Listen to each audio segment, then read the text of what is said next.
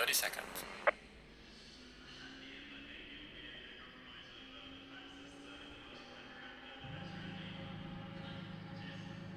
20 seconds.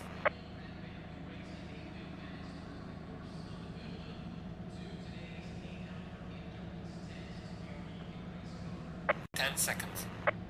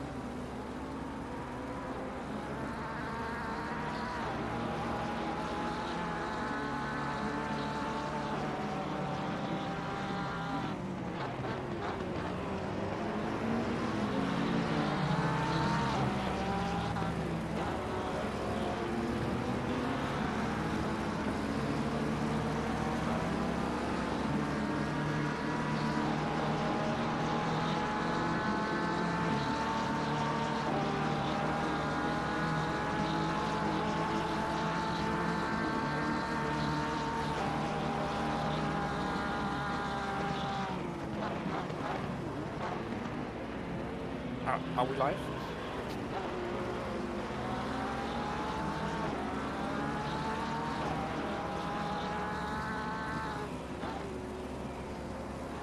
Can people on YouTube confirm if there's commentary now? No one knows. Still get an answer.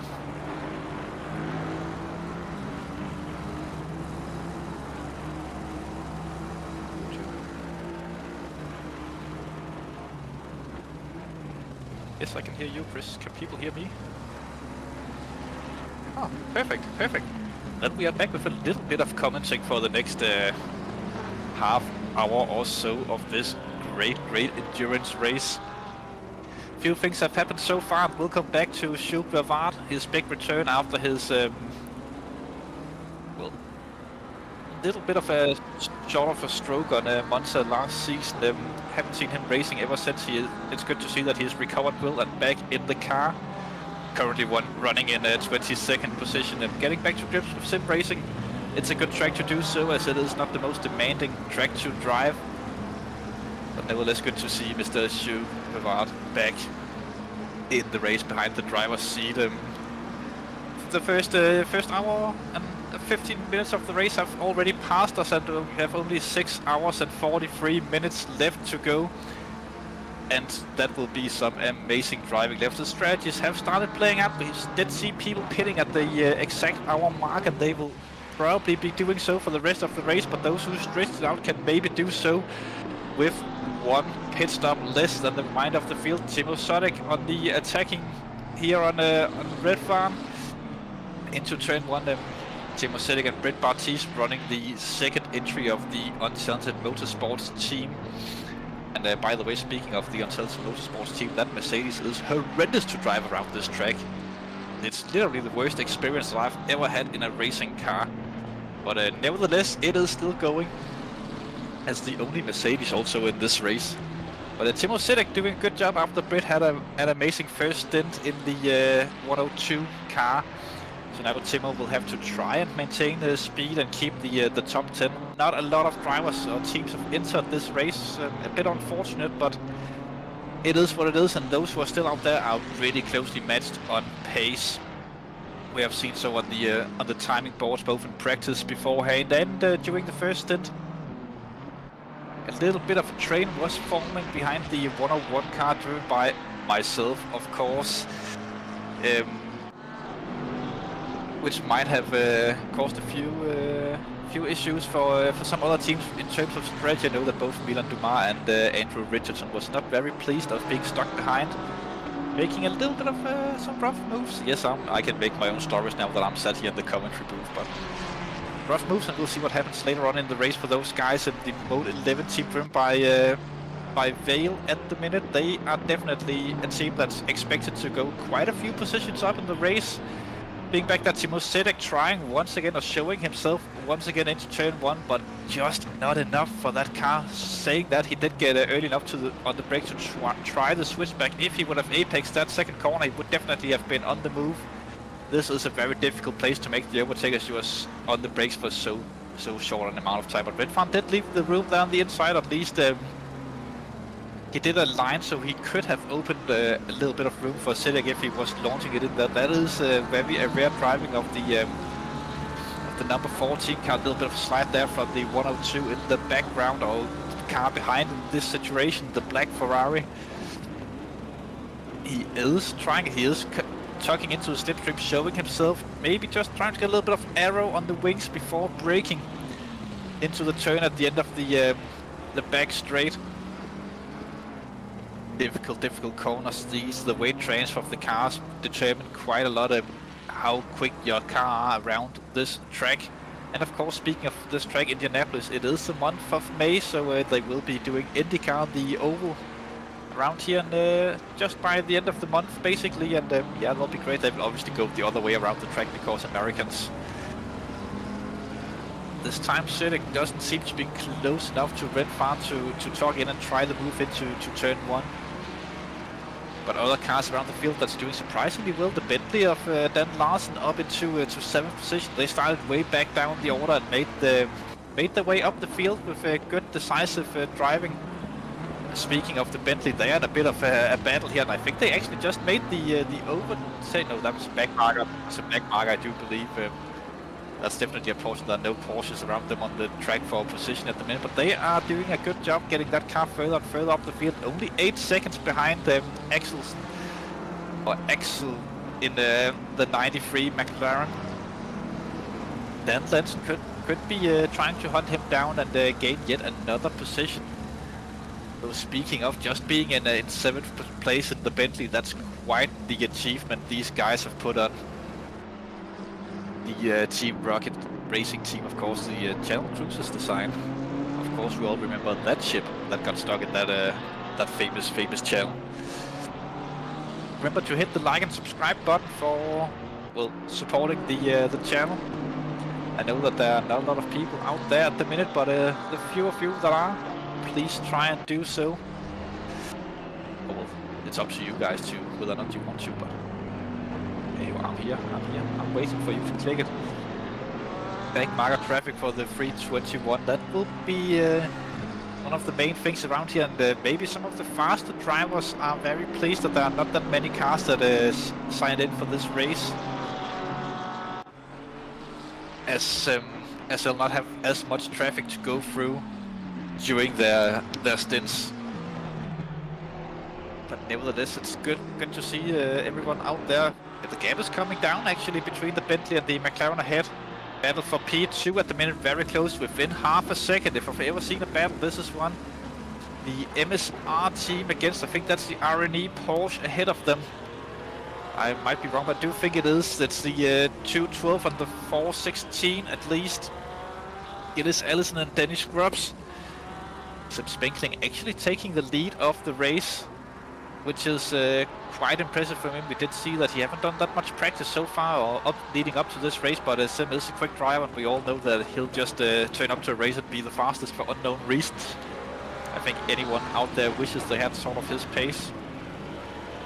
But this is definitely helping Sim out in the front, that the two cars behind are scrubbing for position. If they don't figure out a way to work together and help each other with slipstreams, then Sim might be able to extend the gap out in front to these two battling cars. Yeah, I'm just losing my trail. Though to be fair, there haven't been that many instances during the first hour of the race. A bit unexpected, although Indianapolis is not the most rough track in terms of that. There are good overtaking opportunities if you can just get the run on a car and good run-offs as well. I'll just grab something to drink, and I still haven't done anything besides driving and then sitting here.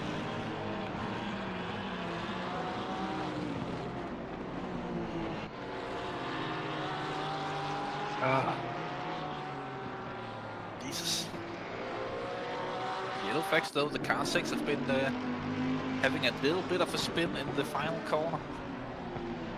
But Gilles Elements still pressuring so hard. It is still early days in the race, of course. But being stuck behind another car now could potentially hurt you later on. As we have seen the 11 car dropping at least 20 seconds to the positions of where they would want to be after being stuck behind traffic earlier on. The Element does look very racy at the minute, being very close to Scrubs. But also looks like he's driving that car wise enough to not trying to over push the car too much and hurt the tires. As that is one of the things that you do have to look out for on this track, especially those left-hand tires. They just get abused around here. Even more so if you're driving the BMW or Mercedes. I know those two cars are very bad on tire wear on tracks like this. So for those few teams out there driving those German machines, good luck trying to keep those tires cooled down and in good conditions for the duration of your stints. The track is still up to him. We can see there's actually quite a few cars forming up at the minute in and around Timo Sobak, who have made the move on Renfar while we have been looking at the battle for P2. These two drivers being super close to each other. It's also for 13th at the minute. I think there are about 4 cars in that battle pack down there. but not as interesting as the battle for P2. According to our cameraman, Grandpa Crystal, now we get the double view following Kut from above.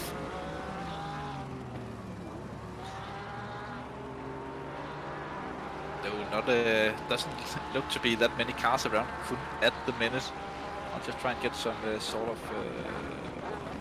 of timing up on the screen as well while we are looking at these drivers going in, so I can figure out what's going on between everyone. Yeah, from Kut and Vincent Wilczek, Carl van Horn, they are all very, very close to the McLaren of Vola. Up in 13th position there.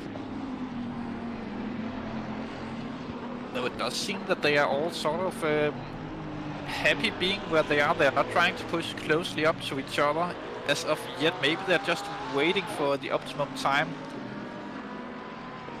to strike for a position, but if they are not careful doing what they're doing, then they could potentially be in for allowing Hersek to join in with the battling for 13th and make it a very, very long battle pack going on. Element still on the attack. I wonder when they went in the last time. That would be interesting knowledge to have. I wonder if...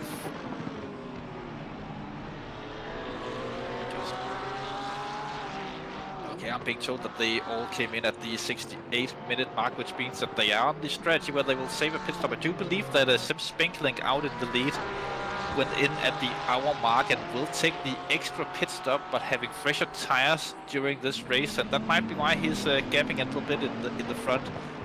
That will be interesting to see how that plays out coming the end of this event for those guys. I can't remember who Sim is driving with this week. I know it's not Clyde Barney, as he doesn't have this rig with him in at Total. I'm being told that it's Fredriksson who's entering, the Norwegian of Fredriksson who's joining Sim in that car for this event. Not the usual pairing in the Lamborghini, but both of them does drive Lamborghinis regularly, so it does make sense for those two to team up for this event. Fredriksson, of course, being one of the quicker drivers last season in the semi-pros and have done well as well this season. And in the bottom picture, it looks like there's a little bit of a move going on there from Carl van Horn. Trying it at least on Vola, but no success this time around, as Element is also looking very racy at the minute in the top left screen. Maybe it was just different lines that Element was taking to scopes, but Van Horn definitely just tried it. Also different lines into the penultimate corner there from the two drivers.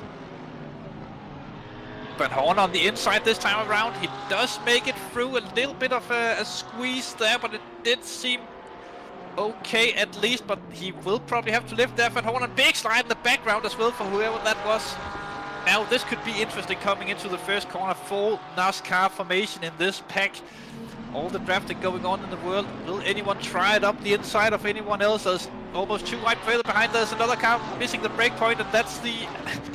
yet another car joining this battle. Big contact there, this whoop, and the collected car that is Vincent Wilczek. And let me just have a quick look who's in the Lamborghini, as I can't see. That's Kut. Kut is the other car involved in that one. Kut will not be happy with this at all. But we will have to wait to figure out if anyone wants to report this or not. But that looked at least initially like someone was doing some naughty stuff. That could be racing incidents, of course, but this leaves Carl van Horn in the battling position now, up with Vola. But Carl made it through Vola. Oh yeah, he made it through in the penultimate corner by that good move on the inside. So now we'll have to wait and see if Carl can break through of Vola, as the battling is still going on for second in the top left side of the screens. All of these guys are pushing it really, really nicely at the minute, though. Tire wear could become an issue here, and the getting aero damage around this track is also one of those things that you really don't want, because usually you'll try and run a downforce setting that allows you to be flat out through the final corner throughout the duration of your stint. But if you start to take aero damage, then you might not have the grip anymore through that final corner to keep your foot planted. And that could be a big issue for cars when they get involved in contacts. But Alleman's still behind Scrubs. The gap to Sim have grown to 6.2 seconds, which is interesting enough. Out there, so Sim is doing what he have to open the gap and get himself the gap he needs to allow himself to take that extra pit stop. 15-second penalty for the Mode 11 car on lap 25. Now the inside move, this is it from Alleman into turn 1. He does try it. A lot of room is left. There's a car coming out the pits as well, getting first-hand view for this. On the outside now, trying to cut it back to the inside through turn 3. We go into turn 4. He falls back into position behind. He did try the move there, did Alleman. Very valid attempt from him doing that, but they definitely lost a little bit of time to Sim Speckling there, and every time he tries to move, it doesn't succeed. The gap will just keep increasing up to Sim. 7 seconds now from from Scopes to Sim Speckling. Even though it's still early days in this race, a 7-second lead is definitely worth bringing on or taking with you into the next couple of stints, as we know that Fredriksson is going to take over that car later on in the race. And we do see Dominic Gies also catching up to Vale at the minute further down the field, which is also a little bit interesting, as I do believe those were the two cars that were involved in getting the 11 car that penalty. Here we have it live on screen, the Mode 11 car and the Untalented Motorsports car. We do know that these are some of the maybe more famous cars and famous rivals in the community, known for duking it out between each other. Of course, with Bas Familis and myself being maybe the main protagonists of the rivalry there, but rivalry is very friendly, to be honest. We used to share setups with each other when we both ran the McLaren, and did a good job there. Now Dominic goes on the outside of Sander Vale. Good clean move there from Dominic, setting it up into turn 1, forcing Vale to take a little bit alternative lines there, and in the end managing to go through nice and cleanly there from Dominic Gies, who moves himself up into 19th position, which is also the best finishing position of the 101 car so far this season. Not been the greatest of seasons for that team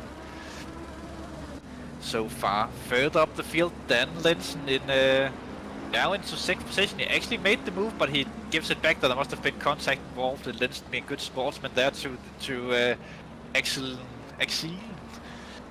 and handing it back. Then Lensen, of course, in the Bentley doing a pretty good job in that car. They are running quite nicely at the minute. And I'm just trying to sort out other stuff in the background for when I go back into the car. Why can't I do these things on this thing? Well, I can do that later. Let's have a look as Lensen makes the move stick this time around on Axel. How in the A's in the feces are you supposed to pronounce that? Axel. Well, the McLaren driver, the 93 McLaren at least. But then Lensen up into 6th position now in the Bentley. Next up for him will be Michael Hutman. 7 seconds up the road in a Ferrari. Can the Bentley make it to the top 5? That will be quite the achievement, running that car that high up. But big gap you have to close down to get there. Just trying to have a look around the field. It's still the battle for P2 that's actually the closest, though. Carl van Horn is being put under pressure from Hersek as well further down the field. That could potentially be another battle that will end up in an overtake. It does look like that that Scrubs and Alleman, they have locked themselves into battle up there, and when you're so equal on pace, then you do have to rely on either a mistake from the car ahead or a massively good run out of a corner, and just a perfect slipstream to get yourself by. Here we go back up to these two guys, but again, traffic could become the deciding factor in this battle. Next up for these guys will be the 11 car of Sander Vale, the Mode 11 car, of course that is. But Sander is an experienced endurance driver, so he will definitely just get out of the way as these cars come up behind, as he will not impact that team negatively by deciding a battle for second, or usually at least that's what we are thinking he will do. Down the main straight we go. This does help Scrubs a bit that he does get the toe from Sander Vale. It looks like who's still ahead of them. He'll probably do it in a few corners, but we'll have to wait and see what will happen in that juking out that they are doing. Further down the field, that's the that's Dreisig and Carl van Horn battling, or Hersig and Carl van Horn battling it out. Hersig in the 420 car, of course, and Carl van Horn, I do believe it's the 18. My screen is very small when this splitting up of screens is happening. But 81, of course, is the 18. That's the old team or their other car they run to, maybe. Hard to say, but nevertheless, Carl and Hersig battling it out down there closely as well. Interesting how their races will pan out later on. In a race like this, damage repair could also become a critical factor in the pit stops when the battling is this close. But then again, damage is really hard to get on this track. One of the things that the drivers have to look out for as well are the slow punctures or tire pressure losses around this circuit. Especially on the right hand side tires, if you drop those too much over the curves, which are a few corners where you are likely to do so around this lap, then you could end up with the pressure loss warning on the tires. Normally it's the right rear that will go first, but the left hand side could also go on this track for that exact reason. Element looking very racy now on scopes for second position early on in this race, or still at this point in the race. He is still stuck behind though. I wonder if he gets through, if he'll just make an instant gap, or if Scopes can keep up with him and keep following him. But Carl van Horn is also severely under pressure at the minute. It does look like that both these battles could go on for a while, as there's not that much speed difference between them. Doesn't matter if you're battling for 13th or second in this race currently. It's very, very close racing for endurance standards, even though we are still early on in this race.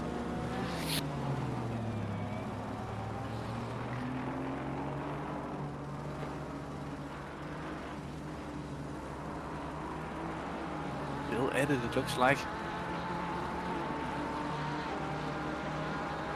Still figuring out how this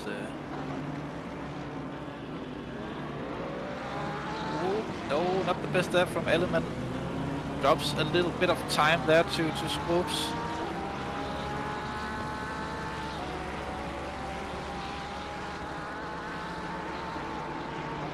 Nevertheless, he will probably get back up on the tail of him quite shortly. Again, as he does seem to have a little bit of a pace advantage at the minute. And Hersig there missing the braking a little bit, or just taking an alternative line into the long hairpin. A few different lines are possible to be had there. Not using all of the exit onto the back straight from any of the two drivers that we are looking at the minute. Daniel Hersig of the Funtech Racing team behind there, getting very close on the braking. Both of them in Ferrari, so they should potentially have the same braking performances. Of course, depending on what setups that they have chosen to run. But it does look like that Daniel Hersig maybe have some better tire wear at the minute than Carl van Horn, as he had a bit of a larger gap early on. Further up the field, then Linsen is actually catching up quite a bit to Michael Hotman in 5th position as well. But the Funtech team, they could be on for an overtake shortly if Herzig manages to keep up with Mr. Carl van Horn. Down the long straight, the start-finish straight for Indy cars as well, when they do both the Indianapolis road course and the, of course, the Indy 500. Though in the Indy 500 they will go the other way around the Brickyard. The reason why it's called that is this track used to be paved with bricks all the way around, or at least the oval was back in the days, and the only bits of bricks that still remains from that time are across the start-finish line. There's a small strip of bricks there. But it is what it is. You know, if we still were racing on bricks here, that would be super funny, but maybe not for the engineers developing the suspension for these cars. Another battle in further down the grid. It's Sim Smeets and Mr. Kut, who's added Lamborghini versus Ferrari. A ton of Ferraris in this event, and it does seem to be the best endurance car at the minute, have been ever since the Ferrari came out. It's a very drivable car that doesn't use a lot of fuel and are very kind on its tires. So super good for these endurance events, but the Lamborghini have proven itself, especially since the Evo came out. A little bit of a look there from Smeets. Doesn't make anything of it, of course, but he does show himself in the mirrors of Kut. So that could be become a factor, at least the pressure that he's applying on Kut. Smeets is doing. He is looking forward into turn 1, maybe. No, he looks like he'll just stay behind. He could go on for a last take. No, Kut actually made it past Smeets as I was looking on different telemetry on my screen. How did I miss that? God damn it, now people think that I'm the worst broadcaster. I miss all the overtakes apparently today. Nevertheless, I will have to leave you guys in just a few short minutes, as I will have to get ready for my next stint in this event. But I will just be here for a little bit longer, as we can see Sim Spinkeling in the background catching up, and we'll lap these guys very shortly. Smeets is staying with Kut though. In the Ferrari. Was Smeets behind as well? Yeah, Smeets was behind Kut as well before there was no overtake. I'm even a worse broadcaster now, goddammit. It is what it is. Yellow flags on the start. That was the 28 car, I think, that was causing some yellows that have returned to garage now. Dina, they are quite a few laps down already, so I wonder what happened to these guys in the race so far. But nevertheless, Smeets is still on the attack here on Mr. Kut. And I promise you guys watching out there, that's a name that you do not want to mispronounce live on the air. That could cause some issues and some demonetization on YouTube. But Sim Smeets on it at least doesn't have the distance this time around to go for it to turn 1, as Sim Spinkeling is right behind them now and will be looking to put a lap on these guys ever so shortly.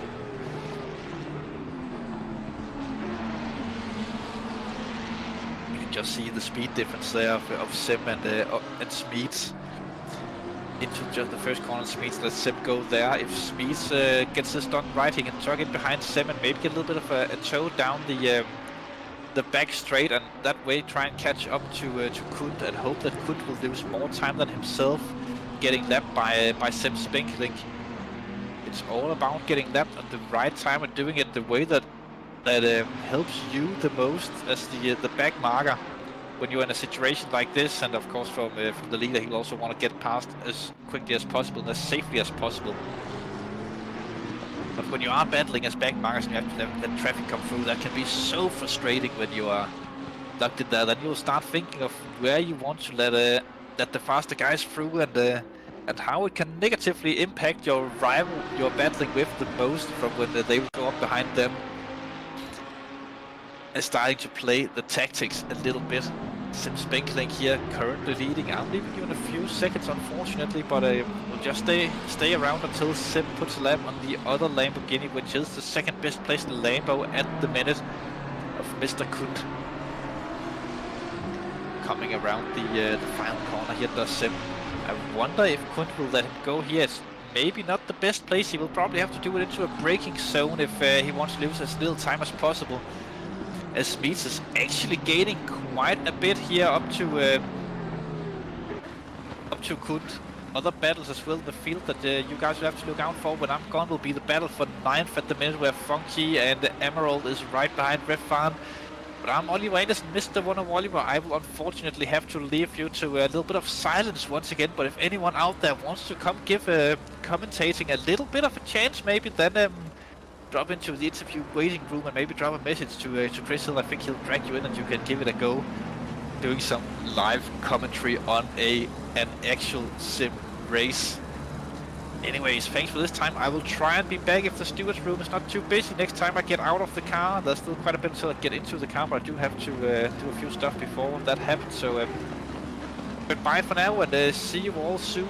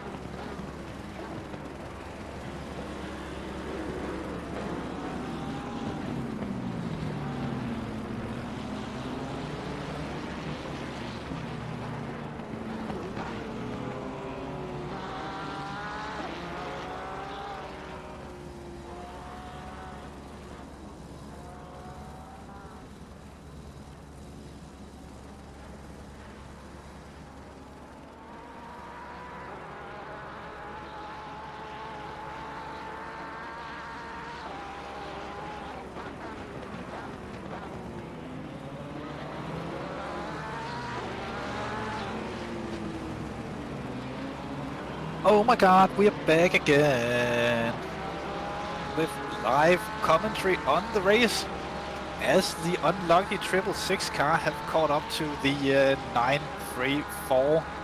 I've just been overtaken one way or the other. They are close to each other on the track, going on to the lap of many numbers at this point, well into the hundreds.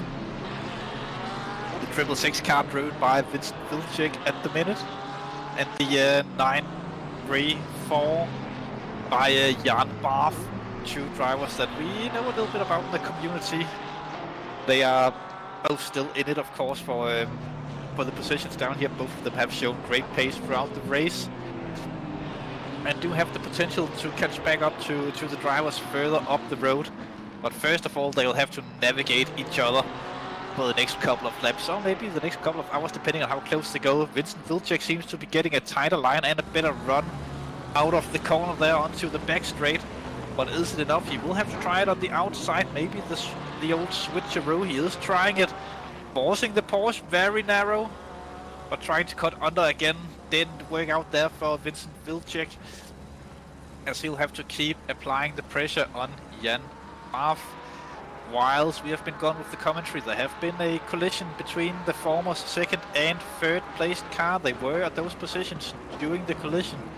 It is still the 74 car of the SSRI team with Fredriksson and Simsport leading the race, though they are on the strategy that will cause them to take an additional pit stop to the drivers behind.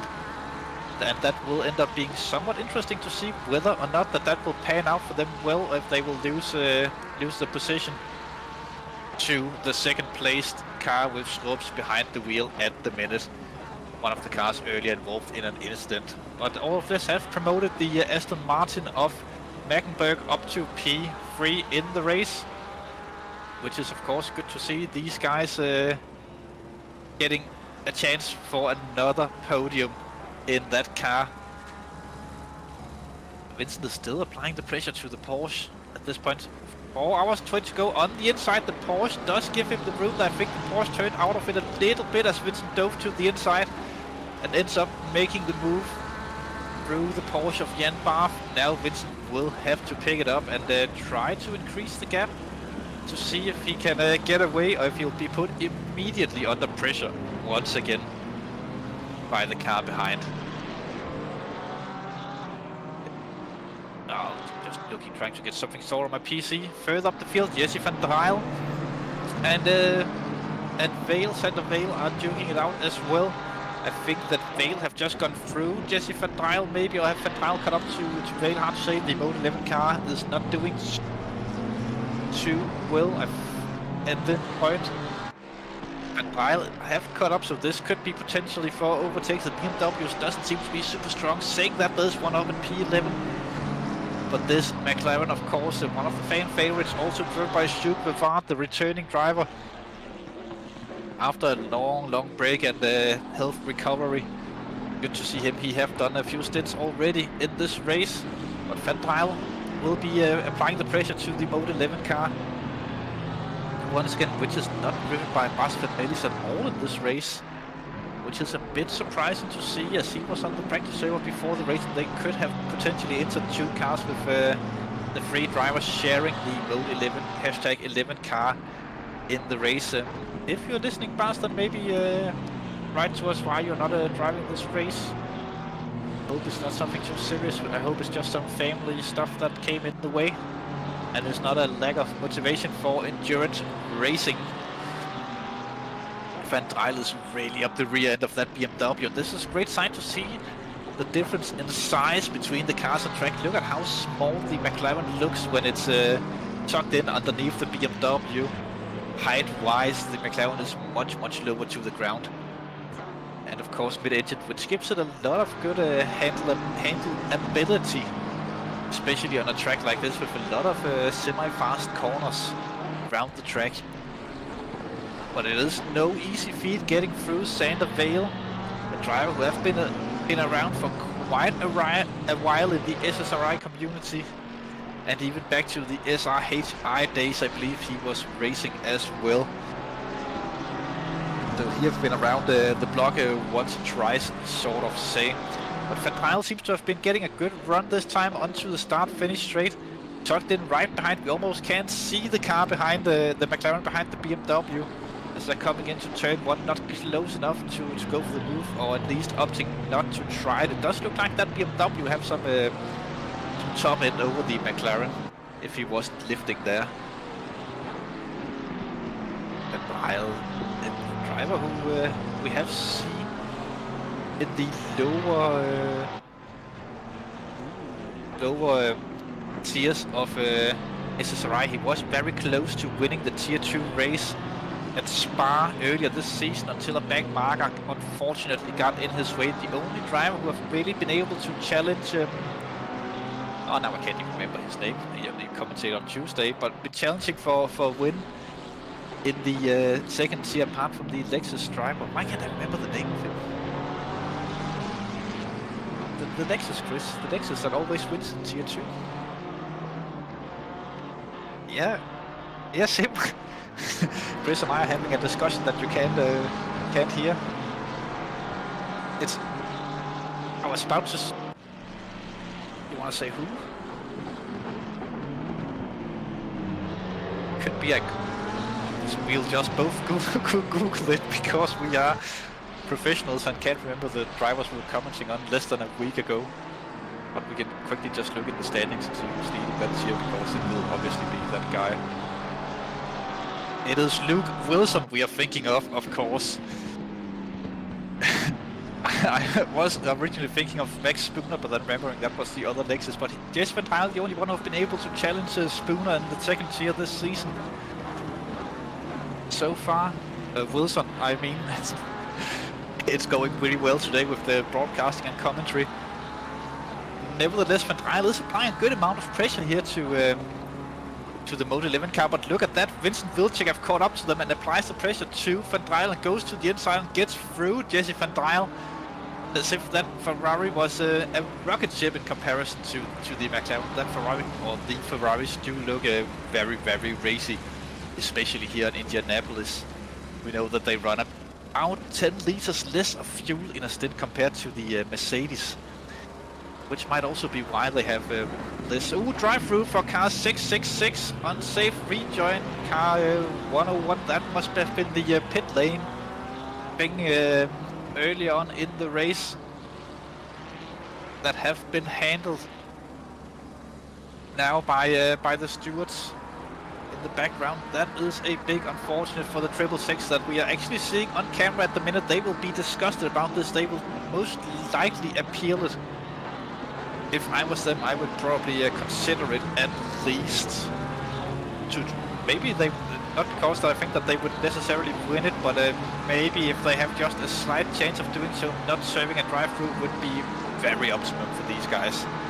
But they're still applying the pressure and goes for the move on the Mode 11 car. Actually gets through with a little bit of a strong move there to the inside and just gets the braking just right. Looks like the Mode 11 was also a bit earlier there from Vale on the brakes, but this could mean that Van Dyle could potentially get a run on Vale as he didn't get the best exit onto the start-finish straight. He was tucked in to the slipstream Jesse Van Dyle, but whether or not that it will be enough to get the move done cleanly into the first corner, we will have to wait and see. No, it's not even close enough. That BMW does look quite fast at the minute. As I'm trying to figure out a little bit of strategy for my own car, so I have to do that whilst we are waiting for, or whilst I'm here commentating, I have to do some strategy stuff as well. If I knew where to find that on the thing that I'm looking for. Use okay.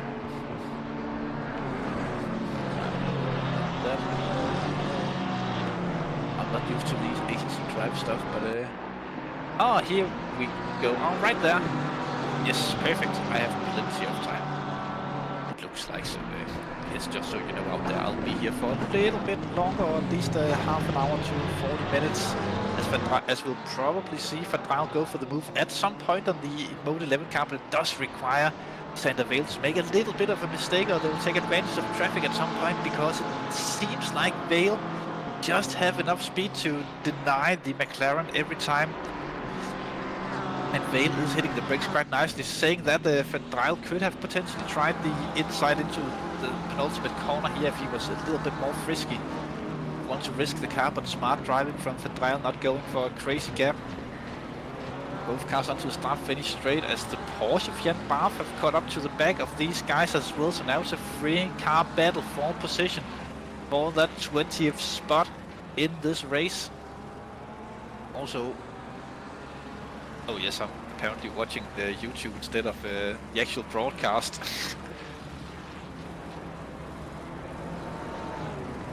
Jan Barth passed Van Dryle. For some reason, I have a tendency to start watching YouTube for unknown reasons from time to time. Good catch there from Chris Hill. Jan Barth goes through Jesse Van Dryle and moves himself up into 21st position in the race. But now a little bit of a gap up to Sander Vale, who will be enjoying not being too much under pressure. But at least a lap or two, depending of course on how quick Barth can regain that time. Further up the field, here, Exlin in the McLaren, right behind Amaral in the Ferrari.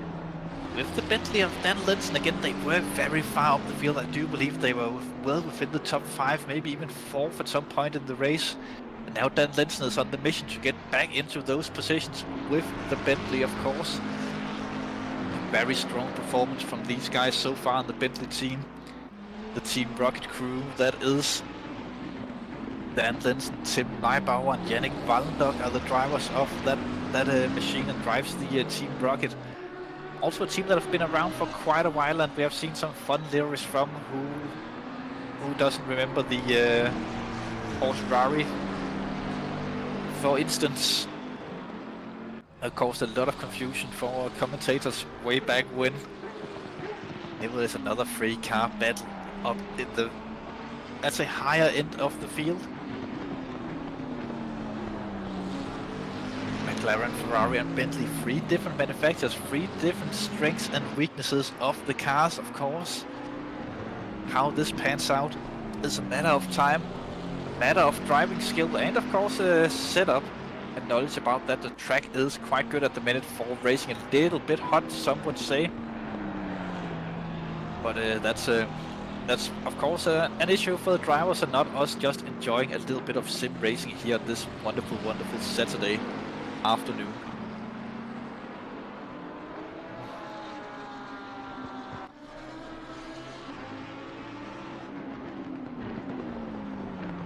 Fastest lap still held by the 212 Ferrari in 4th position.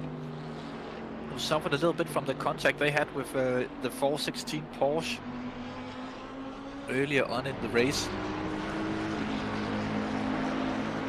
Maybe they collected a little bit of damage that they had to repair in the pits, because they have dropped quite far off of 2nd place that they were in the mix for.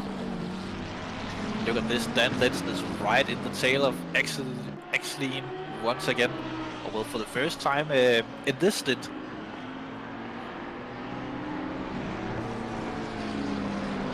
It is such a menacing thing to see that Bentley in the rear view mirror. Such a big thing, look at that.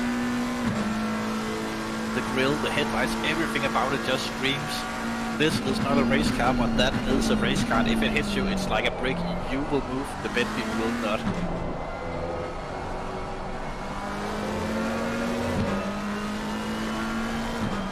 That I'm eating while doing this, but sometimes you have to.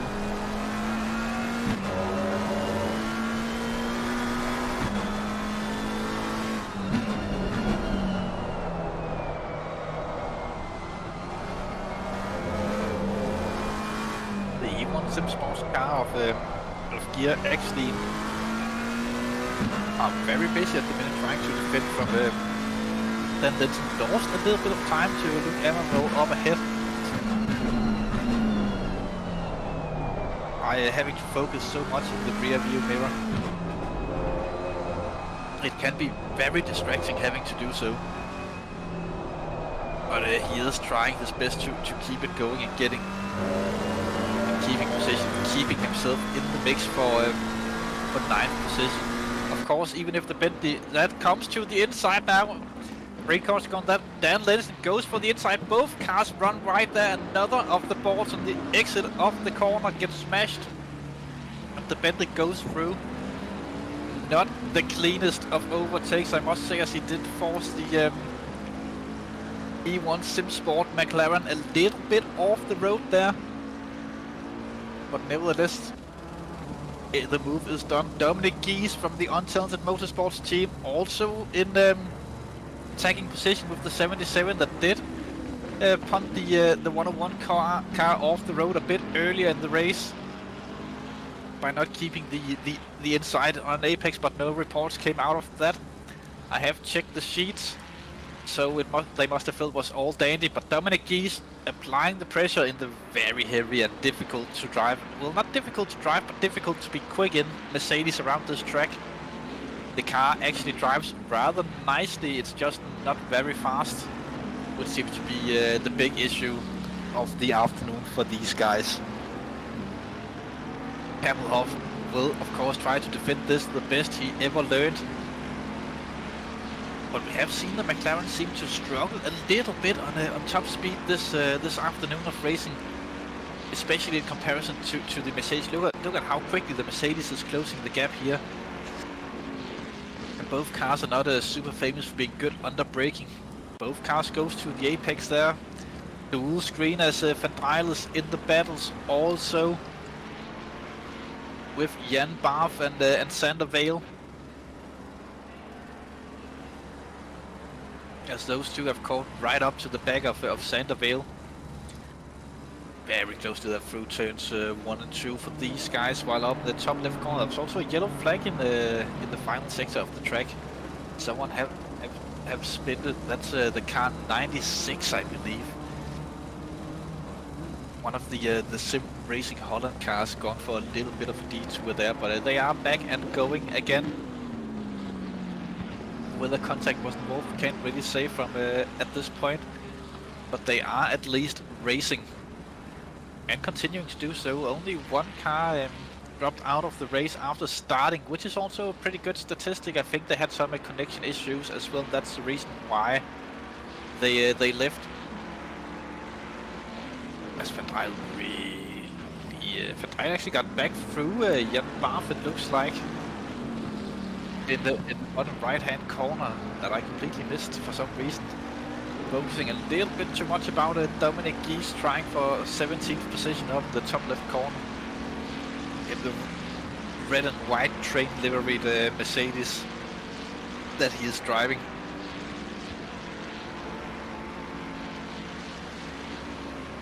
For the few viewers out there, remember to hit the like and subscribe button, just to help us out just a tiny little bit here on the channel. We know that a lot of people would probably prefer being out in the nice summer weather today rather than watching here on YouTube, but remember you can watch on your phone by simply going to your YouTube app and finding the channel there. And then you can bring this nice racing experience with you out into the sun. Or shadow if you're a place where it's super hot, obviously. Dominic E still stuck behind Kamelhoff. He does seem a little bit quicker, but it's like a 10th or 2 per lap at the minute. From the untalented motorsports driver, he might have to prove to himself that they are not that untalented, as their sister car, the 102 Ferrari, are all the way up in 7th position, who's also closing the gap to a McLaren, speaking of. But this is where Dominic needs to stay under the wing of the McLaren, out of the penultimate corner. He does take a wider line on entry, but you can just see how the Mercedes washes out a bit there and gets a little bit of a slide on coming through the final corner. That loses him all the momentum that he picked up. And that seems to be the struggles today for the 101 team. If you have any questions at all posted in the YouTube channel, I'll do my best to answer while I'm still here. Also, we would like to know why Justin Deschamps and John Betson is not driving today. We can see that Justin have been busy in the chat earlier, and even my old teammate Thomas Walters have written a singular message showing support for the untalented guys.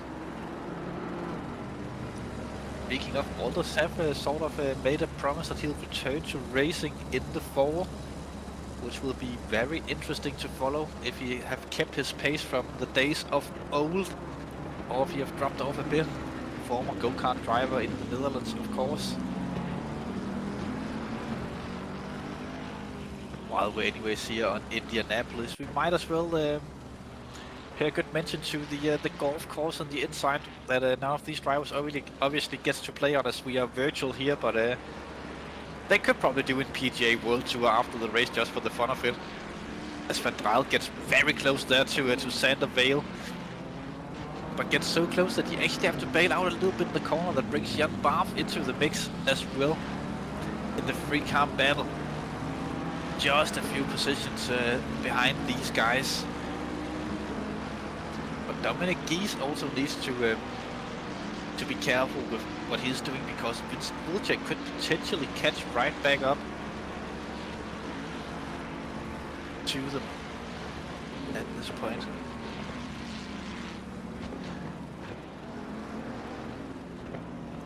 And we have noticed that the 666 car have appealed the decision of a drive-through from their unsafe rejoin. So that might be a very smart move for them. At least they don't have to serve the drive-through as of yet. We'll have to wait and see whether or not that the penalty will be reinstated or not, of course. Once someone have the availability to have a look at it, as there are quite a bit of the stewarding lag today, with a lot of people being super busy here in the well, it's some sort of holidays tomorrow. I don't know what it's called in English, but Danish would be Pinse, which obviously gives a day off on Monday for everyone's enjoyment. Van Drijl getting right back into it. Where do I find the time left on the slip on this? As you see right there. Perfect. Van Drijl is right back in the tail of Sander Vale.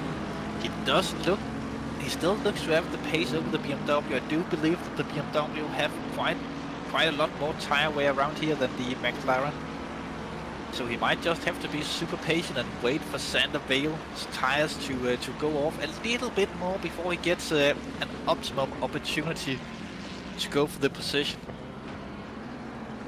As in an endurance event like this, you might as well be smart about your moves. No reason to take any risks, as it is a long race. And when you're not super out of position, then you're not in a hurry to get the moves done. Sander Vale going a little bit defensive there, shows defensive line at least into turn 1. But Van Drijl not close enough to really challenge for position, so Vale moves back onto the racing line as it wasn't occupied. Now a little bit of traffic, it looks like, for Dominic Gies and Kappelhoff in the battle for 17th position. That could play a factor for them. As Van Drijl looks a bit there for the inside of the Mode 11 car, but backs out of it as the gap was closing. Van Drijl is definitely bringing some of the experience that he picked up in the second tier of the GT3 series here on SSRI, where he have been a very smart driver so far this season and improved a lot on that perspective from past years of driving. The back marker moves out of the way for both of the cars battling for 17th position, whilst the battle for 20th is still going on strong. You can see the difference in lines that are coming into the final sector there between Van Drijl and Vale. It does look like Vale is taking a slightly defensive line, trying to cover off potential moves there from Van Drijl, which means he is a little bit slower and a little bit more vulnerable into that second to last corner that Van Drijl doesn't seem to want to go for the move into, as he knows that they will lose a lot of time there and cause a potential incident. Ooh, early on the brakes there from Sander Vale. Looks like Van Drijl bails out a bit. Vale also goes deep, probably turning out of the corner to avoid Van Drijl coming. Good aware driving from both of these guys, as it is no longer Jan Barth that is the kind that we can see in the background of these guys. I think that's the a back marker of sorts, or faster car maybe, like a McLaren.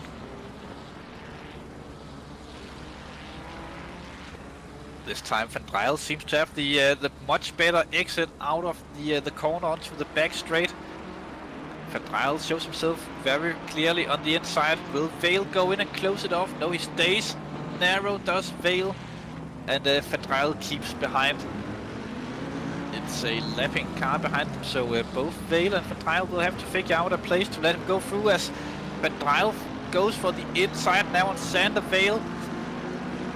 This could be the potential move from Jesse Van Dryle as he is passed at this point, coming into the braking zone as the overtaking car also goes through. And look at that, there's Jan Braff that looks to be also sneaking through Sander Vale in the background of this as the lapping car goes directly into the pits.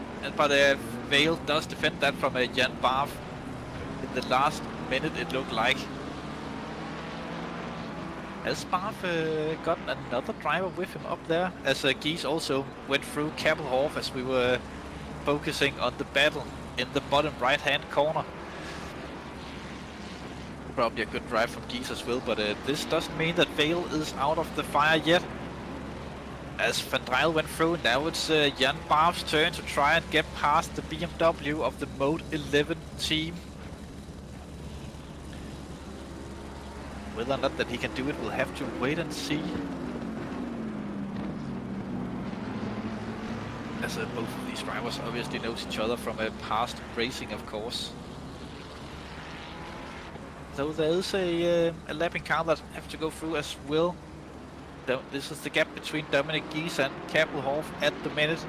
Doesn't seem to seems like Gies have opened up the gap at all to Kappelhoff, as he's been able to just tuck in behind him to the slipstream going down the straights, which is maybe the weak point of the McLaren a little bit and one of the stronger sides of the Mercedes.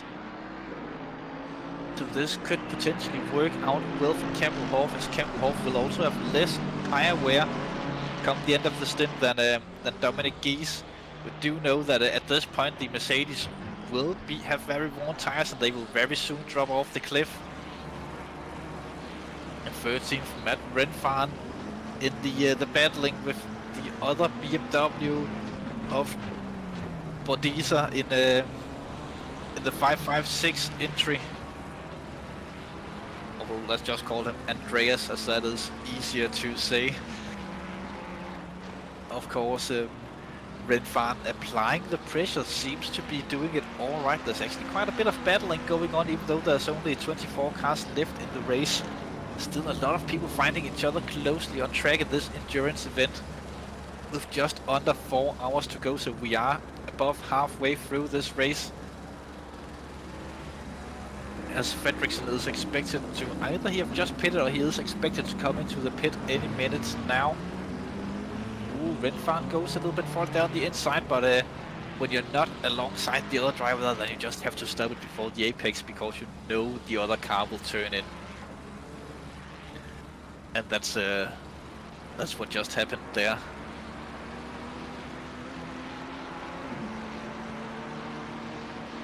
Yeah, I just have to... Oh yeah, that's an unfortunate actually.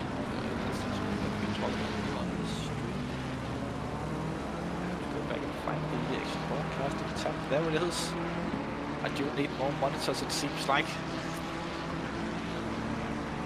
Renfarn losing a little bit there to Andreas in the 556 BMW. He could potentially attempt to go for it at some point, but he will have to get a little bit closer to the Beamer. The Beamer will also struggle with tire wear, presumably, depending on setups, of course, but it is a little bit more tire heavy, especially on the front on a track like this, than the Ferrari. Let's see if Matt Renfarn lives up to the expectations of the big brain racing teams. Let's see if we can make a smart and decisive move on the BMW. Just see how much tighter the Ferrari lines are through the long hairpin. As again, we see the big size difference between the BMW and one of the lower mid-engine cars of the Ferrari in this situation. Earlier we saw it with the McLaren, of course, but now it's the Ferrari applying the pressure to a BMW. And doing it quite well, as both drivers are keeping their heads nice and cool. Not doing anything unnecessarily risky, as that's again one of the biggest things here in endurance racing. Just getting it to the end, and you'll likely score a good chunk of points if you can stay out of incidents.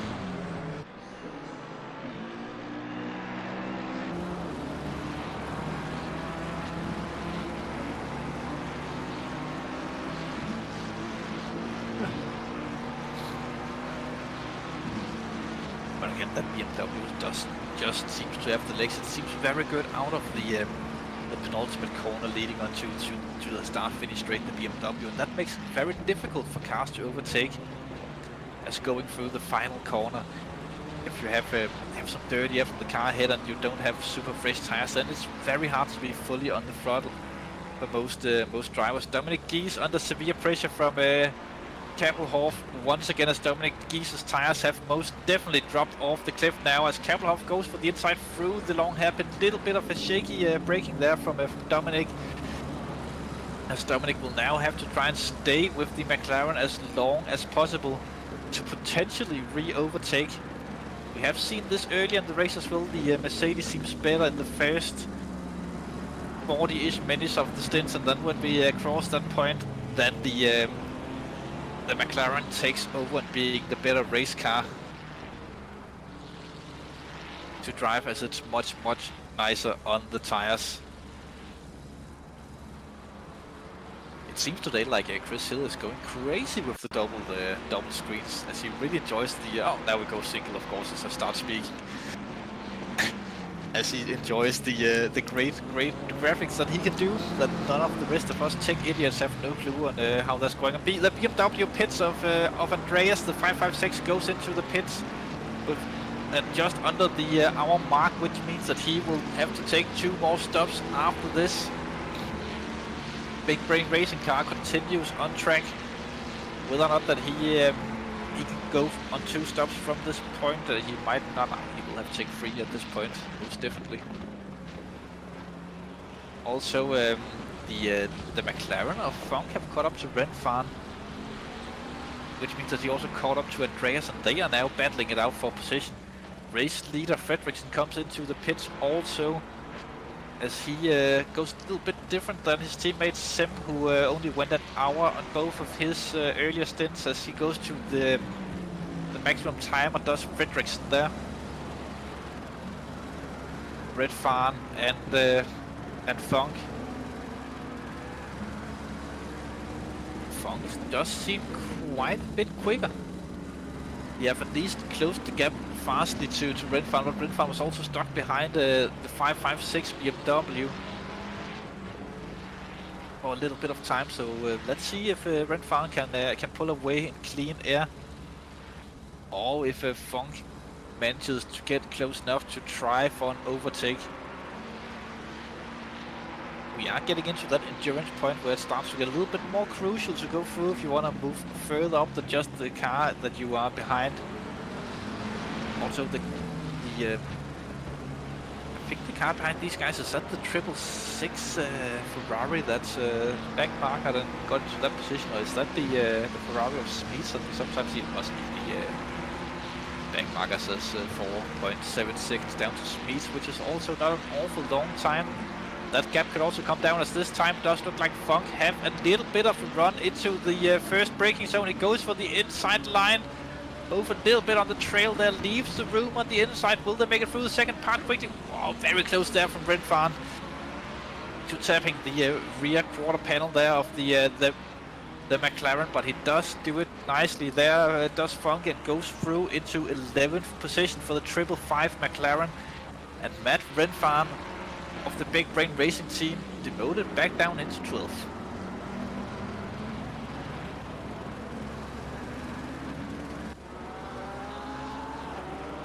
Jan Barth still applying pressure to Sander Vale for 20th. Oh, well, not anymore, as he goes plowing onto the gravel. Now he'll have to do all the hard work and catching right back up once again to Sander Vale. And trying for another. Dennis Whoops now leads the race after the pit stop of the 74 car. Some Spankelink back behind the wheel. of the 74. Dennis Scrubs, one of the drivers who won the instant earlier, but only with 1.3 seconds down to Steve Mackenberg. That team have been on a little bit of a recovery drive today. Both of the R2E cars are doing very nicely here, and they could do a infamous 1-2 result in an endurance event. I don't think that we have ever seen that endurance before, that we have a team doing a 1-2. So this could be one for the history books, that the R2E team just basically owns Indianapolis. It seems like... I don't keep clicking away from the thing that I need to have a look at. Okay, I will shortly have to leave you in about 3 minutes. I will leave you back to the silence of the race cars, basically. The silence of the race cars. Race cars are not that silent, but they are here in the commentary booth because we have very good sound protection here in the small shed. I think Scrubs and Mackenberg are both on the same strategy of going as deep as possible to try and save a pit stop. But the gap now that Sim has up to them, that's basically the actual gap between them, as they will likely have the same amount of pit stops left. So he has about 18 plus 18 seconds up to third, and then an additional from third up to that 10 seconds roughly. So that's about 40 seconds-ish that Sim will have to catch up at this point. But speaking of, when we are just we are halfway through the race, just above, and the pit stop here is way more than a minute, about a minute 20. So it is still possible for Sim to come back into this race, and for Fredriksson as well, for the 74 Lamborghini to cause some trouble up in the front of the field. Nearing the end of the race, it will be interesting to follow that how that evolves during this race.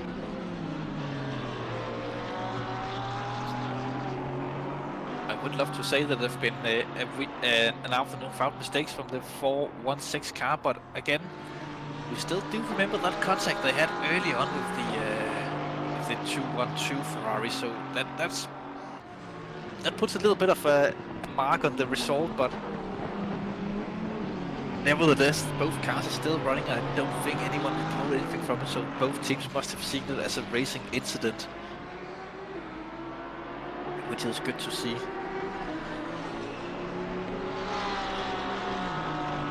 Scrubs goes across the line to start his the 154th lap of the race. Not entirely sure if Scrubs is doing this alone. I don't think that I've seen that many other drivers in that car going far this race, but there must be. Nils Engelberg is the other driver in the Porsche of the R2E team, doing quite nicely up there. Anyways, I'll have to start round off from this shift of commentary. I've been again Oliver Anderson, Mr. One of Oliver, and behind the cameras all day, Mr. Chris Hill. So people out there on YouTube, please give a like and hit the subscribe button to show Chris Hill a little bit of support, as he is just sat here controlling the cameras. We all know that he enjoys racing quite a lot, but it might get tiresome for an old man from time to time, doing so many hours behind the camera controls and looking into screens. But nevertheless, I will likely be back after my next stint in the car, if no one else have come in to take over the commentary. If you're out there thinking that that's something that you would want to try out, then we'll jump into the interview waiting room and drop Chris Hill a message, and he will surely get you sorted to try out to do some commentary. I'm Oliver Anderson. I will talk to you later, guys. Bye for now.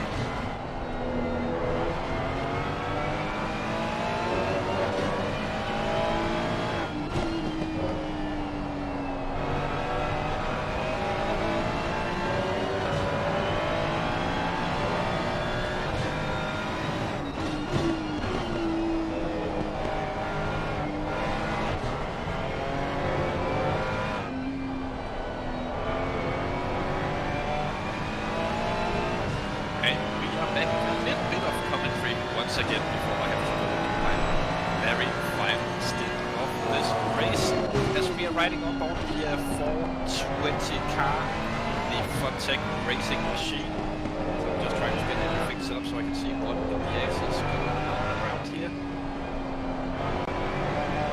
Funtech by Mark Henninger in the minute of the machine live.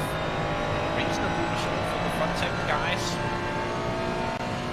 They are hanging on at this late stage of the race. What the hell happened to Dominic?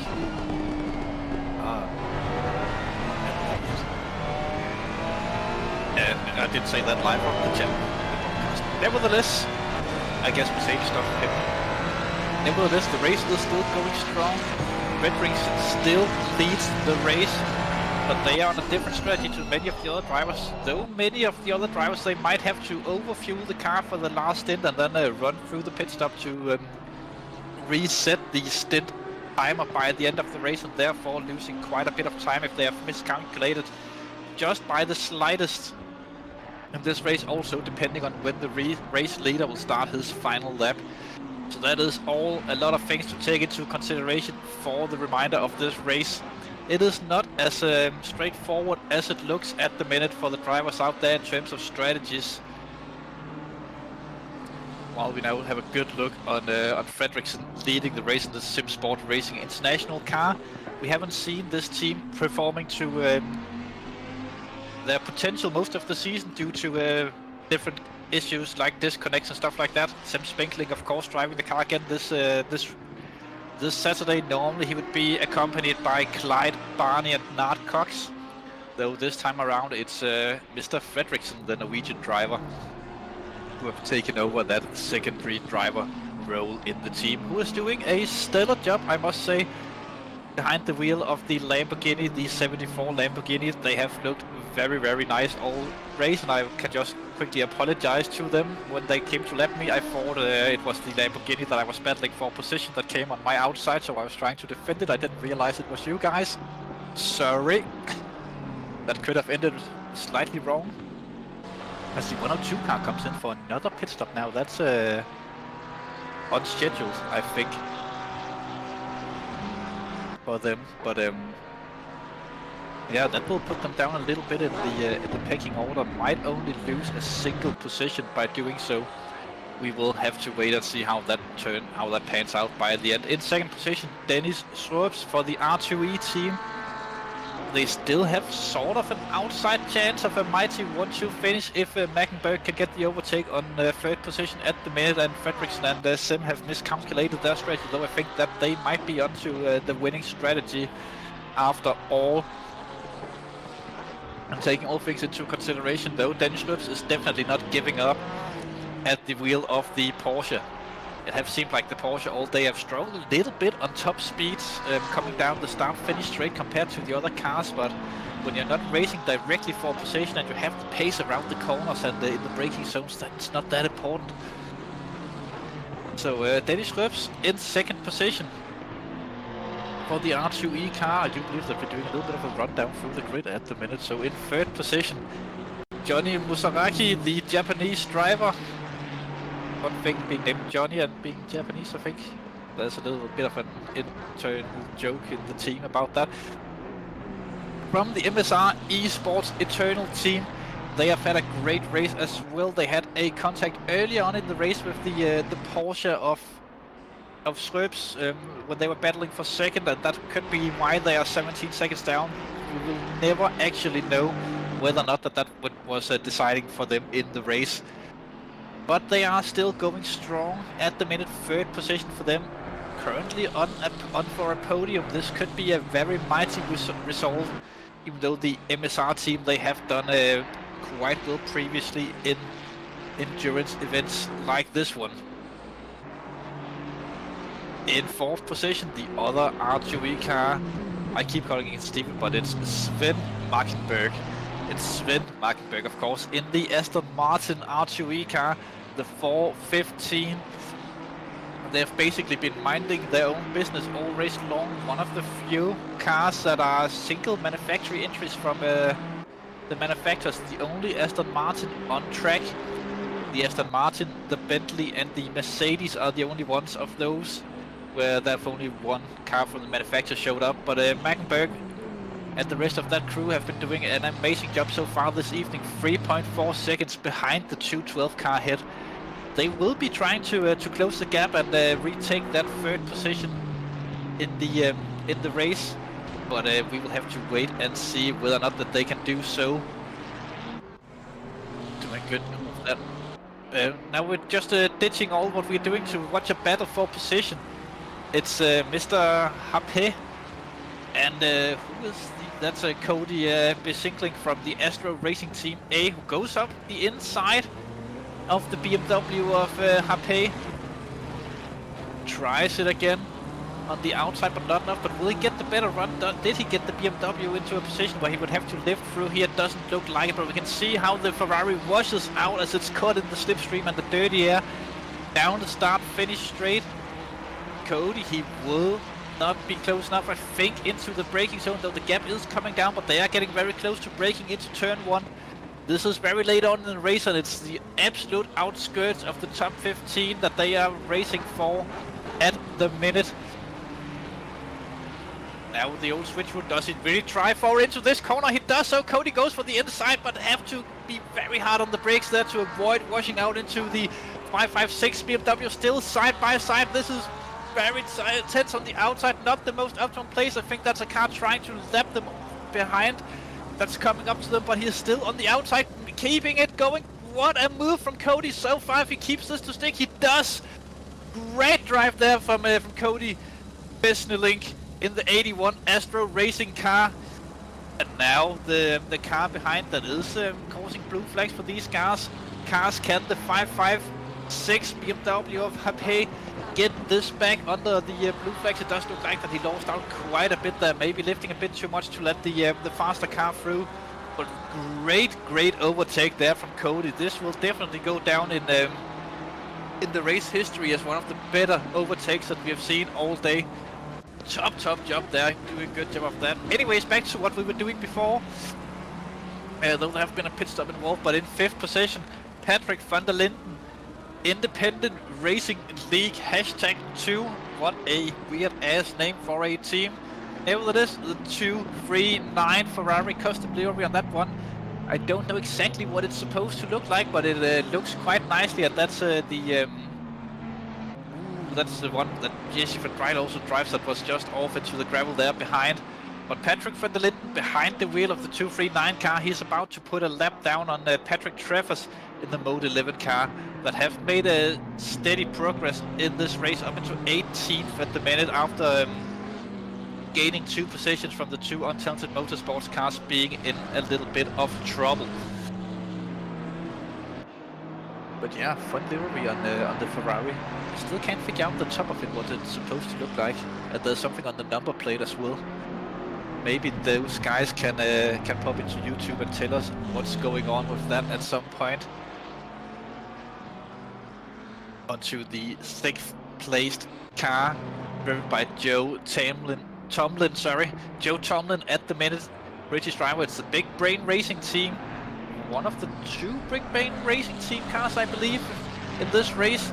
Joe Tomlin up into 6th position. Unfortunately, we don't have a livery on this car. It's just white for everyone watching. They are doing a stellar job as well. We haven't seen too many issues for the car so far this evening of racing, or this afternoon of racing, even though it has become evening in Central Europe, which reminds me that I still haven't eaten Jack during all the race. Except for a few cream balls and some chili-coated peanuts. Maybe not the healthiest of foods to eat. No pizza this time around, though I have one in the freezer. But again, broadcast duties and stewarding duties comes first before health, of course. Joe Tomlin in 6th position, and then dropping to the Norwegian driver who we have seen a lot of driving from in that car so far this race. We have obviously seen his teammate in the car as well, but he have done a lot of... Now I'm just having to click stuff on my PC. Mr. Gear Exleen in the E1 Simsport car. Also a very noticeable livery on this one. 603 it says on the side there. Maybe 603 the entry number was taken for them, but it is a very recognizable livery with the bright green a bit unfortunate that so many teams decide to run black on their custom liveries, that makes them all blur out into each other a bit, but the bright green on this car definitely makes it stand out. The 93 of the E1 Simsport team.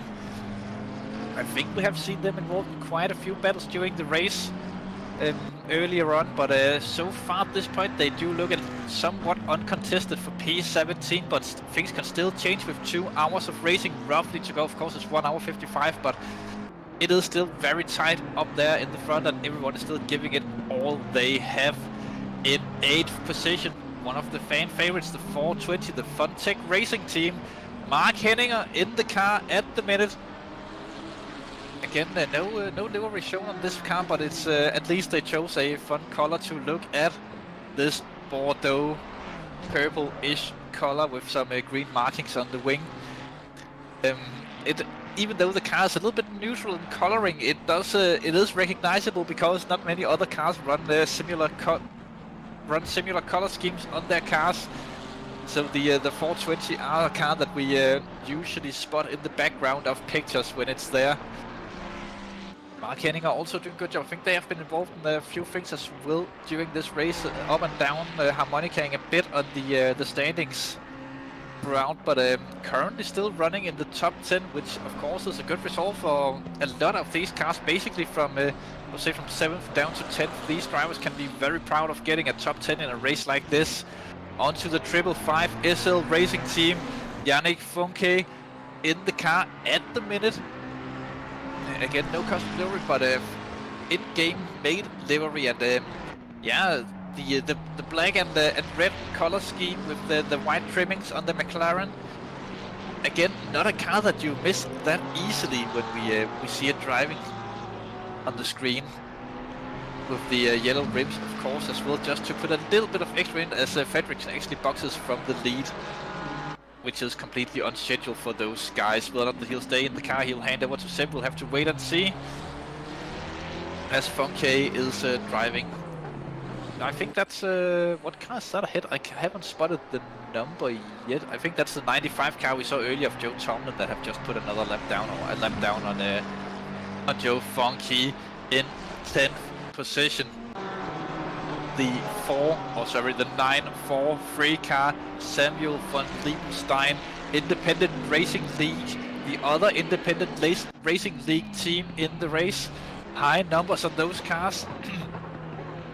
Again, good custom livery. We don't know exactly what's going on. I don't think we have time to read what it says. I think it says Independent Racing League on the number plates they have on their cars. I think I just spotted it. Good little tribute to their team, or the Independent Racing League, or whatever it is that they are putting out sponsors for. We have at least mentioned it quite a few times for you guys now at this point. In the final runner in the top 10 position, and he is actually getting chased quite heavily from the Bentley behind in 11th position. That is Dan Lenz from the Team Rocket Channel Cruisers car. They have been up and down the field all day, racing in, I think, 4th or 5th earlier on in the race, having dropped down to 11th, but they are surely on the run, as Dan Lenz have definitely seemed to run a ton of pace in the car. They have been doing well all race, at least, all 3 drivers have actually been doing well in this race. They have done a superb job of keeping that Bentley in a good position, and we have seen that all season long. Not the easiest car or the fastest car on the grid, but these guys have done a great job of getting this car set up and bringing it out to the tracks and really nerding the car and getting it to be somewhat competitive, or at least running in good positions. In 12th position, Rainer Anstetter from the other Big Brain Racing car. Oh, we're only mentioning the current drivers in the car. We could probably run up the entry list, but we've got to do that for the first couple of drivers, so we're not doing that for the rest. But the Big Brain Racing team, the hashtag 14 car, in 12th position. They are running a somewhat steady race. I haven't noticed them that much, but to be honest, I haven't also been watching the stream too much as I've been driving as well, but I haven't seen them either pop up in the stewarding stuff in the race. They must have been doing their own thing all race long, I believe, and just being out there, hopefully having fun as you're supposed to in events like this. In 13th position, the second and last placed of the Lamborghinis in this race from Sim Racing Holland, Robin Tang, driving at the minute. The quite iconic colors of Sim Racing Holland, not the custom livery of Sim Racing Holland, but iconic colors of the purple, oh sorry, purple, the orange, white and black, of course, same colors that basically goes on the Sim Racing International car, but on that one it's more dominant with the black. Good drive from them as well, keeping in 13th position. They are getting chased heavily by the 666 car behind, only 15 seconds behind. So I'll just have a look on the notice board. Okay, yes. But the car behind, I think the 666, they appealed a penalty earlier. Minutes of racing, I have heard from the stewards that penalty will be reinstated, as there were no proof that the stewards were wrong in the original decision. So that will be a big heartbreak for them, as they will have to serve a drive-through penalty during this race. There it goes on the screen. Vincent Wilczek behind the wheel of that car. It was some pit lane stuff that happened for them earlier on. A little bit, yeah, maybe on the rough side of the penalties, but then again there was a lot of cars involved that, yeah, just an unfortunate moment from the 666 car. They have seemed quite aggressive on track all race with their overtakings and lappings of other cars, but that's how we know Vincent Wilczek and Milan Dumas the best. They are very fast drivers, very sprint-minded when driving. The car behind these guys are Harpé, who have just dropped further down as he's in the pits. Fabian Harpé, SLRT Red, one of the only two BMWs who have entered this race. Good in-game custom livery on that car, easily noticeable. Little bit strange pit stop timing they are having. Maybe they had to do some emergency stuff earlier on in the race. I just have to take a look at a different channel. Yes, okay, everything is sorted with me as well.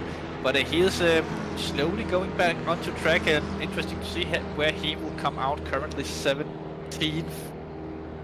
I think that will also be the position where he emerges on track. In 15th position, the next car that we haven't had a look on yet, the 77 team, RPM Tribe Work. Yeah, the 77 team, Jost Kappelhoff in the car at the minute. Good name, Kappelhoff. Also, Jost is something that we could probably remember if we tried to. All black McLaren, I bet you they would have a very epic custom livery if we could see it.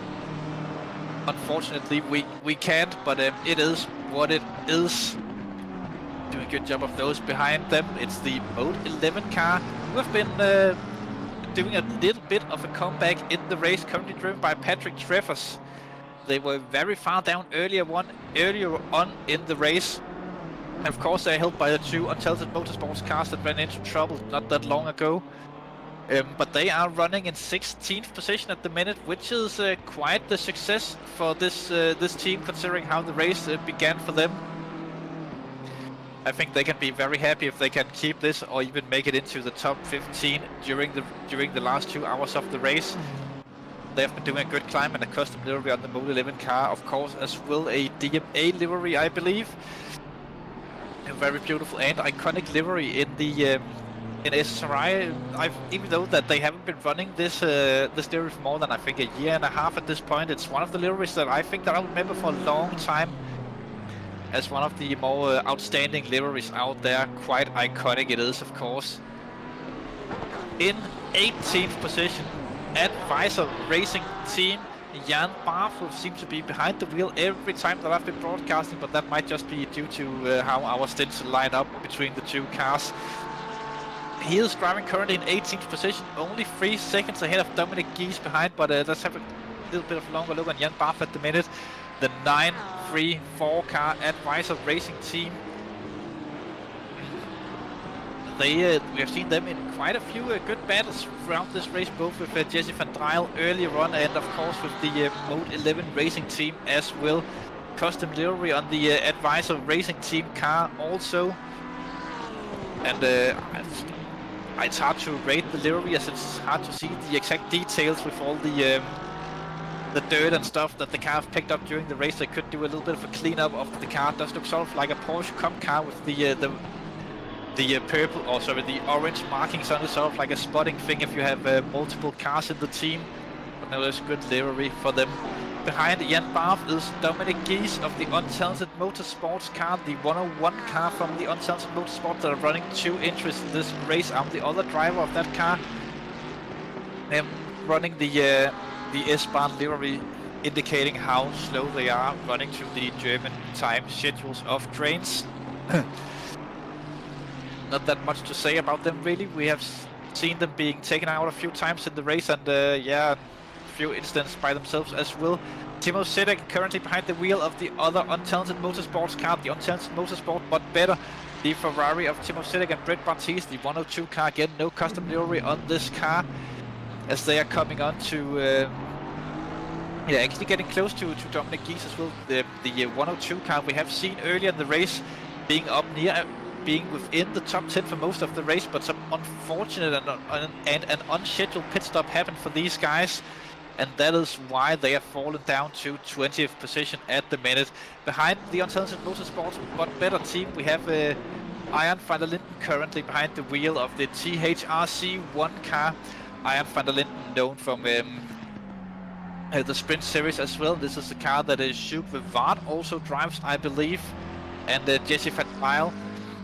They have also been a little bit up and down during the race, but they have been mostly consistent around this outside, inside, just around the 20th position. Good livery on this car, resemblance to the old McLaren F1 cars are the style of liveries that they have gone for. I don't know who Jack is that they have put on the side, but there must be some sort of story in regards to that. People on YouTube, you can maybe write in who you think the best livery is when you get there. And CBSR also checks in. Unfortunately, you guys are not racing. We miss you on track, as you also have one of the iconic liveries of the community. Behind the THRC team, we have the third BMW, for the 2 BMWs, but there are 3 BMWs, of course. It's Felix, Pelliant, Podium Honda's team run quite far off the podium at the minute, I must say, but the 225 cars are still racing, still going in this race. Doesn't matter how good or bad you are, as long as you keep going. Something could always happen in a race like this, and with not that many entries, things can still happen later on in the race. And just having fun with the guys, you know, or gals if you have girls on your team, having the banter while racing, doing a little bit of chatter there, maybe they're just super focused on racing. American driver, don't know if it's a fully American team, but at least they have an American driver in the car at the minute.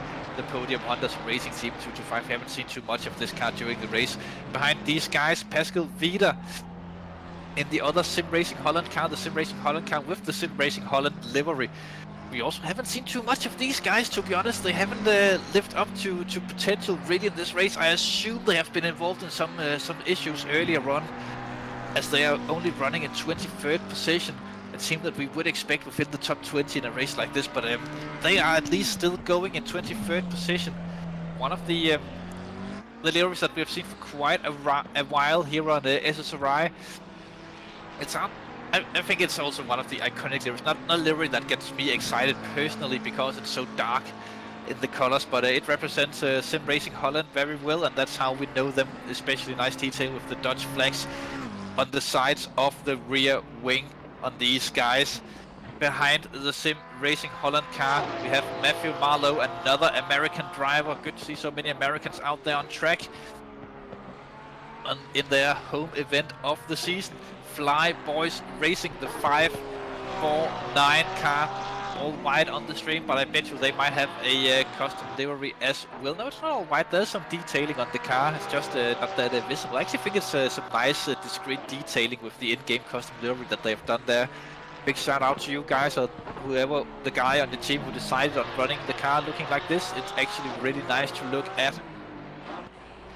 Good job for you guys. But second to last at the minute. Also a team that I think have had some issues early on, as they have some pretty quick drivers in the car. So unfortunate for these guys. Whatever happens to them in the race, I hope it's not an omen of what is to come for the final round on Zandvoort in about a month's time. The 6 hours of Zandvoort race that will be held there. Final race of the SSRI Endurance calendar this season. And finally in 25th position, wow, what a stunning livery actually. The 81 Astro Racing Team A, Domenicio Bilotti, just letting the Mode 11 car through there. I don't think they have much to fight for left in this race, but they are also still going, and big shout out to everyone who's still going, and good livery from the Astro Racing Team. Big fan of that. Looks very spacey, as you would probably think with the name Astro in the team name. Not that eye-catching with not too many bright colors, but very good when you look at it at least. That was our 25 car rundown of the grid in this mighty fine 8 hours of Indianapolis endurance event, all GT3 baby.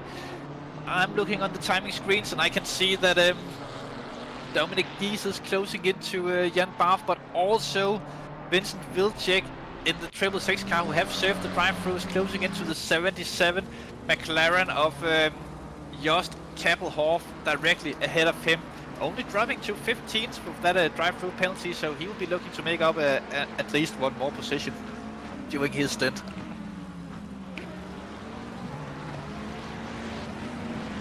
I'm just trying to snag a little bit while commentating, as I have to get ready for my final race, or final stint.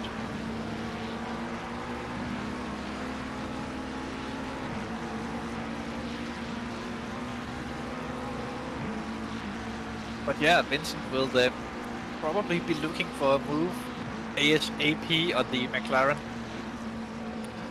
Whenever he gets close enough to try it, I think Vincent will try it.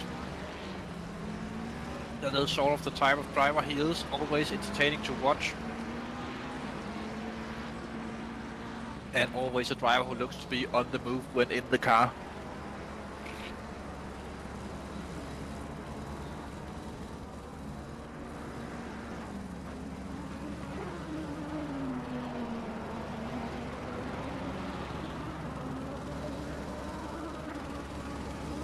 All that chewing is just a SR for you guys out there.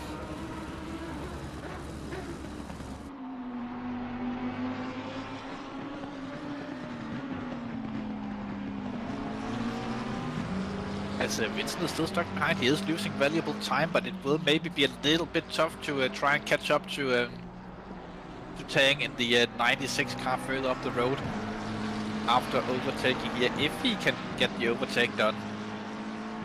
A quick question to the CBSR guys, since it's good weather, I assume in the Netherlands as well, how many adult beverages have you consumed today?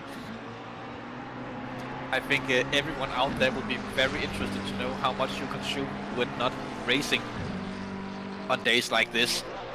And if you say 0, then we know you are lying. Basically, but it is sort of what it is. And the racing is still going strong. Vincent going for the inside there, a little bit of a late move. I think that Vincent got surprised of how early the 77 of Kappelhoff was braking, and the two different lines into turn 1 showing off there. Some people like for the early apex, some for the later. And Kappelhoff is right in up the rear of Vincent Vilcek. He will try to get back as he runs a little bit wide there through turn 3. Coming into the very long hairpin medium speed there, Vincent goes a little bit wide there, it looks like, but it could just be his line as the 77 car looks for the cutback, doesn't succeed. Initially trying for the move, coming onto the back straight. Looks like he's a little bit too far behind, and the position have been conceded by the 77 car, and Manager of Racing and Vincent Vilcek have moved up into 14th position. Reasonable move there, very late move, but it could just be instant avoidance that Vincent was trying there, and that's why it looked so harsh on the steering inputs. Because he probably wasn't expecting the 77 to brake that early into turn 1, or brake at the point that he was. But the 77 is still somewhat keeping up, as a little bit of a mistake there from Vincent leaves it somewhat open for the 77 that will try and cut back to the inside and get the better run onto the start-finish straight, but doesn't succeed in that. But he is tucked in within slipstream range, but whether or not that the McLaren have the top end to keep up with the Ferrari, I highly doubt.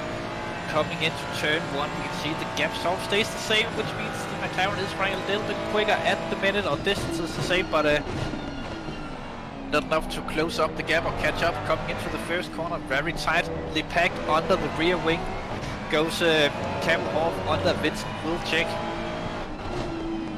The first couple of corners still very tight between them. Vincent is not gapping him. About 1 lap after making the overtake. Again, is still very tight. Campbell will definitely be pushing everything he can to do it, as Vincent makes a slight overcorrection there on the steering wheel, which gives Campbell the opportunity to go for the inside. Was a little bit of contact there, doesn't it look like it, but just argy-bargy, and just Campbell goes back into 14th position with 1 hour 35 minutes left in this endurance event here on the Indianapolis Motor Speedway. It is a bit of a shame that I can't be here for the remainder of the race commentating on this, as this is a mighty battle playing out on track at the minute between the 77 and the 666 car. Just Campbell, I think his teammates might be telling him that he's on the stream, as we know them a little bit from the Hunger Games. Do you believe that they were taking good part in that? And while we hear, a big shout out to everyone who continued driving during the Hunger Games, and thank you to everyone who was entertaining us with donuts and doing requests from the YouTube audience on what to do on track, including the puncture tires, full laps of the Nordschleife. That was great entertainment for everyone out there.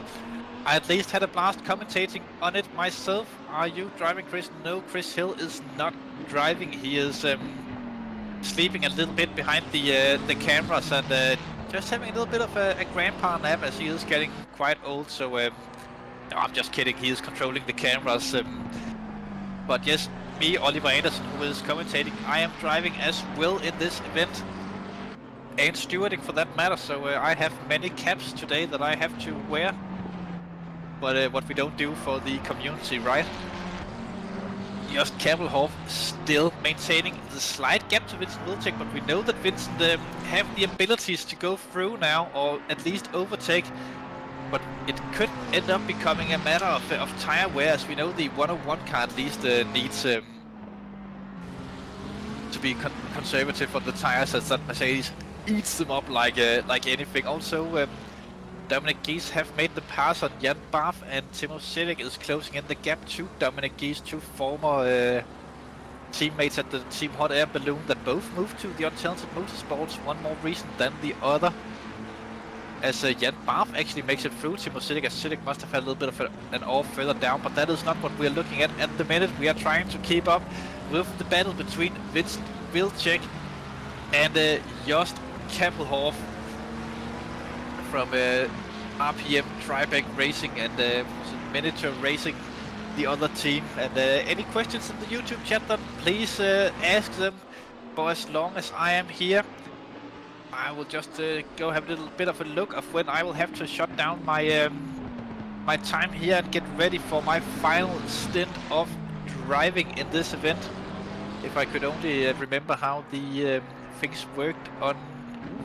Dominic actually have damage on the car. Or if I could only remember how it worked with drive time on ACC drive and stuff like that. Ooh, I actually don't have that long before I have to leave. But Vincent Wilczek now on the inside of Campbell through the long hairpin. Maybe I should keep looking on the race, not on what I have to do later, but denied for now, as Campbell does defend it nicely. It is Miniature Racing and RPM Tribeck, the two cars battling it out for position at the minute. The 666 of Vincent Wilczek, he will probably be attempting it as soon as he sees just the tiniest of gaps once again, as Vincent are really known for being good at those quick overtaking moves. Just Campbell, of course, is not a driver that's that easy to get through. We have seen him at least all this season in endurance, so I can't remember actually seeing him beforehand, but I could be wrong, of course, as he is defending the best he learned, or the best he ever learned, and the best he knows of from the always attacking Vincent Wilczek behind. But about 3 minutes until I have to leave you all.